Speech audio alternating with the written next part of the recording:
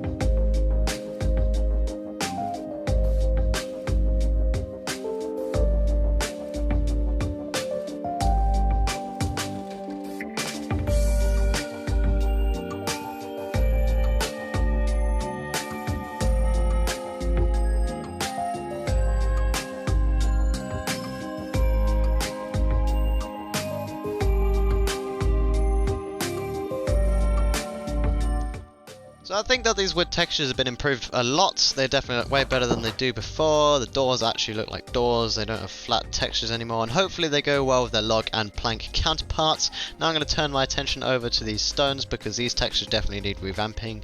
This gravel looks horrible and there's hardly any colour in this green, so I'm going to get to work on that.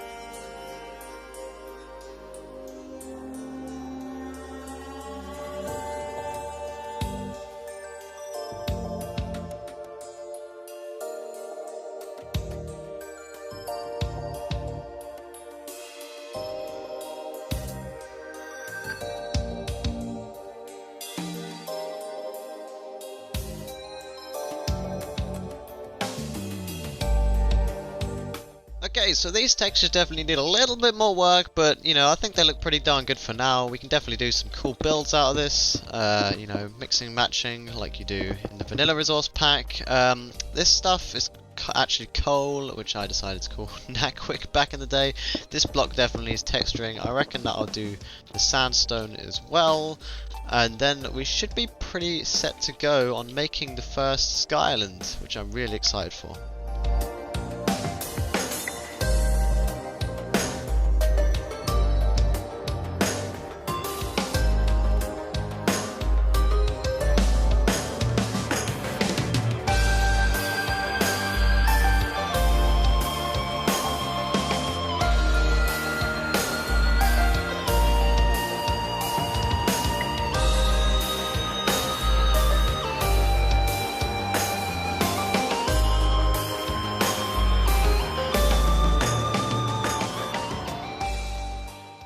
Okay, I'm going to be honest with you, I cannot think of a very good texture for this Nackwick block. I've tried, but I sort of tried replicating this redstone block a little bit, going off that. It's just a really difficult thing to texture. I found a cool tile design, but then I thought that would be more suited for iron or gold or diamond or something. So I'm just going to stick with this texture for now, because it doesn't look that bad, but I definitely want to brighten it up and change it a bit later. But yeah, I'm sick of texturing for the day now. I think I just want to get going, build the first little island, and also the spawn area. That is very important. So I'm just going to get on with that now. Okay, so if I kill myself here, we should go to our nice little spawn room. And if we walk through the portal, don't worry, it won't stay as another portal. But if we go through, we'll find our grand empire of Sky Islands. I mean, it's just one block for now. But, you know, you got to start somewhere.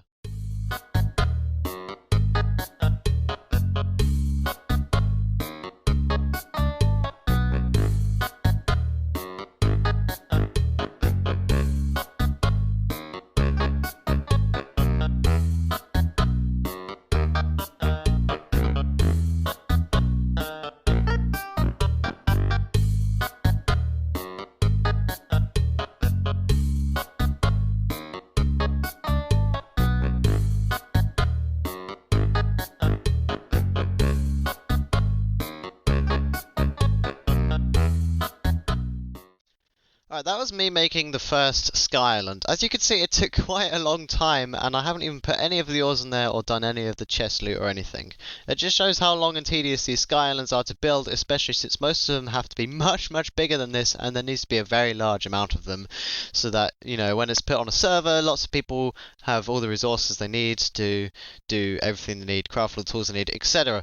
So I'm probably going to build most of these Sky Islands off camera, because yeah, like I said, pretty boring to watch, but I thought I'd show this first one just in case anyone was interested. Okay, so obviously in a map about Sky Islands, mobility is very important, and the first item that you get which allows you to travel quickly between Sky Islands is the grapple hook here. I've currently got it set so that it's a predicate or based on custom model data of a fishing rod, so we can have both a fishing rod and a grapple hook. They are both called grapple hook right now, that will change.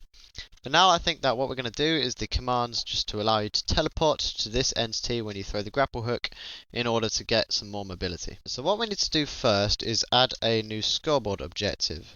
So we're going to add this and we're going to call it used grapple, and it's going to be minecraft.used Minecraft fishing rod. So if we set that on the side, what you should see is that every single time we throw a grapple hook or a fishing rod for that for a matter of fact, that score objective goes up. This is going to allow us to test for players who have thrown the grapple hook. Now in our functions folder, we want to create a folder called items. Inside this folder, we are going to have a function called grapple, and this is going to be linked to the game group so that it runs every tick. So as you can see, the functionality for the grapple hook is done. If you throw it, you teleport to the little bobber. It has got durability. If I go into survival mode, then it should run low on durability. There is a way of cheating it just by scrolling off, but you know, we don't want to do that. We're all about fair game here. Also, the grapple hook is the only one that works. You can't use the fishing rod. And this is pretty cool for game design because it means that when you're in the small islands, you craft this grapple hook and you get a little bit of navigation, but you know, you can only travel like maybe 10 blocks. But then as you get to fighting harder mobs, like things that drop ender pearls, you can travel a lot further. For example, I can get to that island all the way from here with an ender pearl, but you know, try doing that with a grapple hook. It's not going to happen.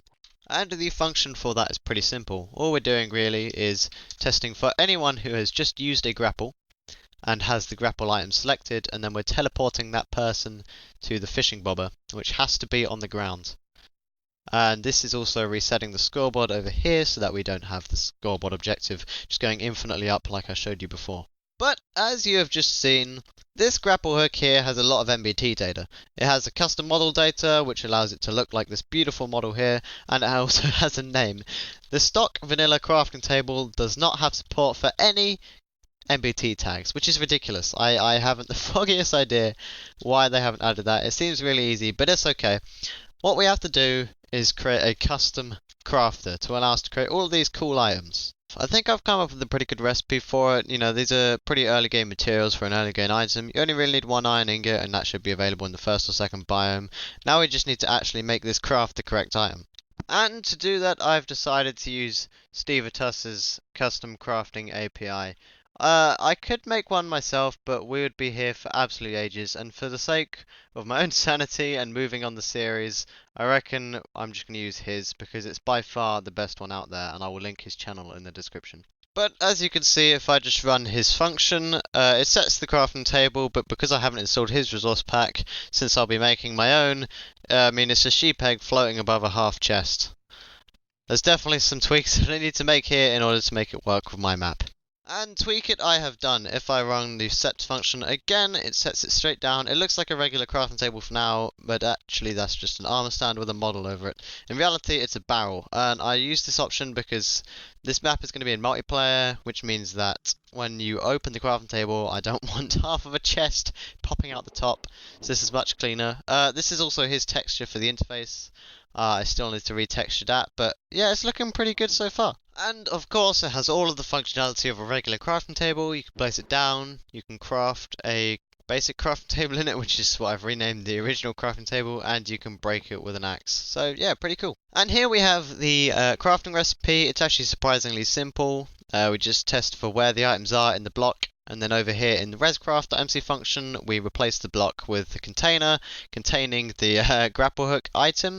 You can see in game it works absolutely beautifully. You can craft the item just like so, and it you know, has all the MBT data, which is the whole point of this crafting recipe. You can craft multiple at once, which is really cool. I don't see many crafting systems that can actually do that, but there is a bit of a duplication bug. If I go to craft one of these and then clear my inventory, you can see the grapple hook comes up, but if I break the block, then all of the materials come back and we still get the grapple hook, which is, you know, not exactly what you want. You don't want to be getting items for free, so I'm going to have to find a way of fixing that now. Fortunately, it was actually a pretty simple fix. If we put the ingredients in here, the grapple hook shows up but does not go onto the ground, which is very useful. You know, duplication glitches aren't my favourite thing. But you may have noticed that it's been called the Experience Crafter. Definitely not the most creative name. I want to think of a much better one. Or maybe you can even leave some in the comments. That'd be pretty darn awesome. But the reason I called it that is because I want the player to have to use experience levels in order to craft these advanced items like grapple hooks and stuff. This makes these tools a little harder to craft and rewards and requires players to go into battle in order to craft them. And now, after a long wait, that system is done. If we craft the grapple hook here, you can see it requires 5 levels and it will use up those 5 levels down here. And if we try and craft it again without those 5 levels, there is no way that we're getting the item out of here. We need these 5 levels. And so yeah, that's pretty darn cool. So that is it for the first video. I do hope you enjoyed it. A lot of effort certainly went into making it. Before the next one, I'll definitely build some Skylands so we can get on with adding some cool new blocks and items. I do apologise for the slightly worse quality than you're probably used to.